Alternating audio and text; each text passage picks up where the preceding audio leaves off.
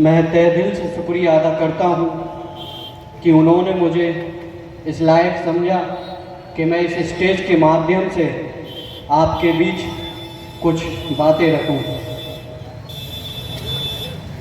आज ये जो विशाल धरना प्रदर्शन है, आज हम यहाँ एक हुए किस लिए हुए कि आज चाहे नगर के अंदर गंदा पानी आने की समस्या हो, चाहे नगर के अंदर फैली हुई गंदगी की समस्या हो, चाहे नगर के अंदर बिजली कटौती की समस्या हो, इन सारी समस्याओं को लेकर हमारे नेताजी के नेतृत्व में ये धरना प्रदर्शन आयोजन किया गया है।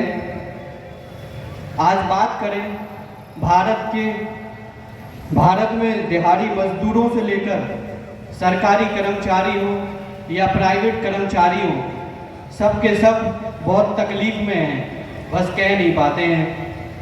कोई महंगाई की तकलीफ से परेशान है, तो कोई बेरोजगारी की तकलीफ से परेशान है, तो कोई सरकार की अपेक्षा से परेशान है। गरीबों का समर्थन करने वाली मात्र सरकार कांग्रेस सरकार है। युवाओं को रोजगार देने वाली सरकार अगर कोई सरकार है जिसने युवाओं को सबसे ज़्यादा रोजगार दिया तो वो कांग्रेस सरकार है। वंचितों को न्याय देने वाली सरकार कांग्रेस सरकार है। किसानों का अगर कर्जा माफ करने वाली कोई सरकार है तो वो कांग्रेस सरकार है। व्यापारियों को अगर कोई टैक्स से राहत देने वाली सरकार है तो वो कांग्रेस सरकार है। इन सब के हक की आवाज़ उठाने का काम अगर किसी ने किया है तो वो कांग्रेस सरकार और हमारे राहुल गांधी जी ने किया है।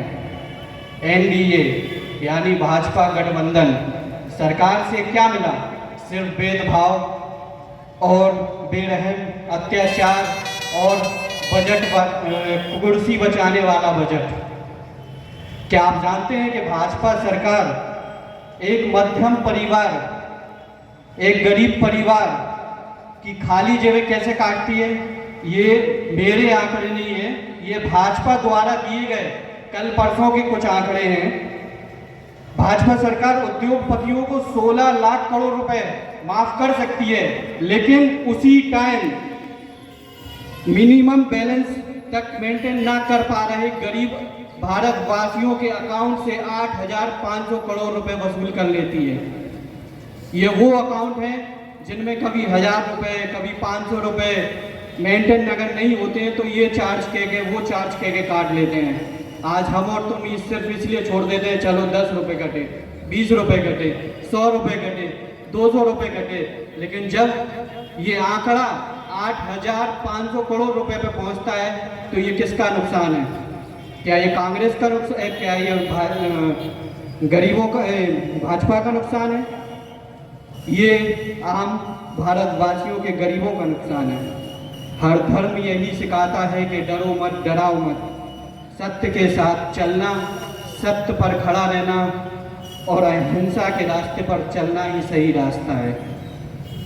जब भाजपा ने देश में भय फैलाया तो कांग्रेस पार्टी ने संविधान और लोकतंत्र की रक्षा के लिए इन्हीं की सोच को अपनाया।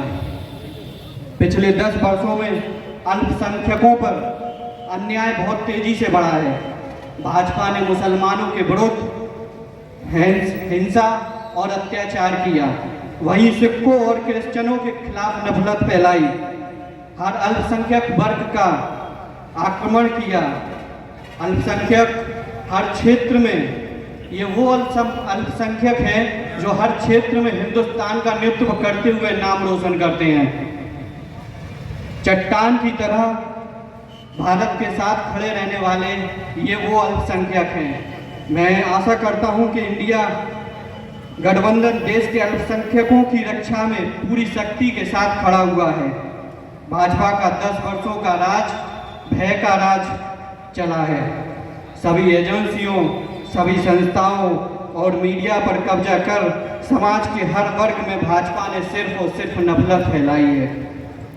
कभी किसानों को काले कानून के डर से डराया, तो कभी स्टूडेंट को पेपर लीक के डर से डराया, तो कभी युवाओं को बेरोजगारी से डराया, तो कभी छोटे व्यापारियों को गलत जीएसटी और नोटबंदी छापों के डर से सताया, कभी देशभक्तों को अग्निवीर योजनाओं के डर से डराया, तो कभी मणिपुर को सिविल वॉर के डर से डराया।